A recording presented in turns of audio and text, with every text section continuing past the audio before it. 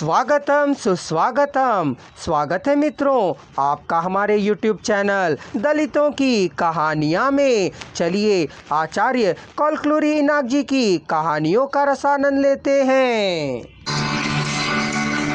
अंत में बड़े कहलवाने वाले दोनों उठे, जिसकी पूजा उसकी है, जिसकी शोभा उसकी है।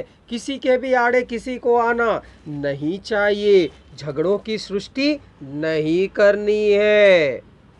किसकी शोभा यात्रा पहले होगी, इस बात पर प्रश्न खड़ा हुआ। हमारी शोभा यात्रा पहले होगी कह आपके कहने पर पहले ही रहेगी, अंत में होना है कहने पर अंत में होगी, अंत में ही होना है उन्होंने कहा। खुशी से अंत में ही हमारी शोभा यात्रा होगी। पहले निमज्जन के लिए जाने वाली शोभा यात्रा 6 बजे आरंभ करेंगे। ठीक है तो ठीक है कहा दोनों तरफ के लोगों ने। लेकिन दोनों पक्षों की शोभा यात्रा राम के समय किस प्रकार के खतरे को ला खड़ा करेगी कह संदेह उत्पन्न होने लगा। विश्वास के आधार पर जीना चाहिए, संदेहों से जीवन यापन नहीं कर सकते हैं। आप हमारे जमींदार हैं, हम आपके कूली हैं, हमें एक दूसरे की आवश्यकता है, हमें एक दूसरे की रक्षा करनी है, मार डालना नहीं चाहिए। नरसप्पा के इस प्रकार विश्वास दिलाने वाली बातों को कहने पर दोनों तरफ वालों में थोड़ा थोड़ा संदेह शेष रह गया।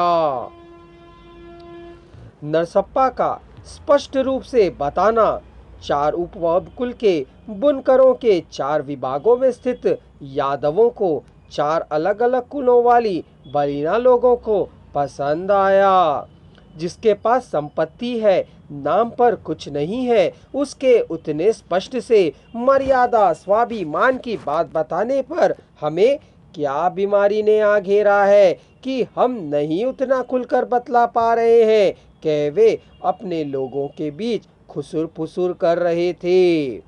तब कुल के बड़े लोगों ने जिसके पास कुछ भी नहीं है उसका क्या जाएगा, कुछ भी बक सकता है, हमारे और हमारे बराबरी क्या है कह बात स्पष्ट कर रहे थे। बैल एक दूसरे से उलझ जाए तो क्या बछड़ों को मरना होता है कह गरीब और थोड़ा बहुत पैसे वाले फुटकर लोग चुप्पी साधे हुए थे। हर किसी को देखकर डर लग रहा था, कौन क्या करेगा इसका संदेह था। मूर्ति को ही कहीं तोड़ फोड़ ना दे, कितनों को आग लगा देंगे, वह शंका व्यक्त कर रहे थे। गणेश की मूर्ति को रखने वाले 5 ग्रुप 5 रात्रियों को बिना नींद के पंडाल के पास ही चौकीदारी करते रहे। मूर्तियों की रक्षा करने वाले थे वे।